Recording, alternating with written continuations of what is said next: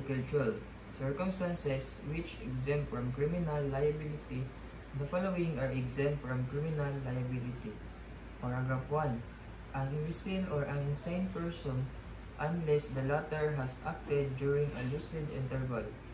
When the imbecile or an insane person has committed an act which the law defines as a felony delito, the court shall order his confinement in one of the hospitals or asylums established for a person thus afflicted, which he shall not be permitted to live without first obtaining the permission of the same court. Paragraph 2. A person under 9 years of age.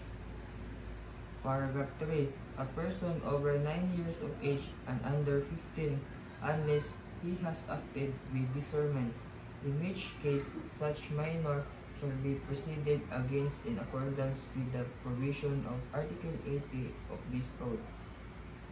When such minor is adjudged to be criminally irresponsible, the court is in conformity with the provision of this and the preceding paragraph shall commit him to the care and custody of his family, who shall be charged with his surveillance and education. Otherwise, he shall be committed to the care of some institution or person mentioned in said Article 80.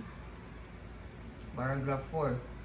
Any person who, while performing a lawful act with due care, causes an injury by mere accident without fault or intention of causing it. Paragraph 5. Any person who acts under the compulsion of irresistible force. Paragraph 6. Any person who acts under the impulse of an uncontrollable fear of unequal or greater injury. Paragraph 7. Any person who fails to perform an act required by law when prevented by some lawful insuperable cause.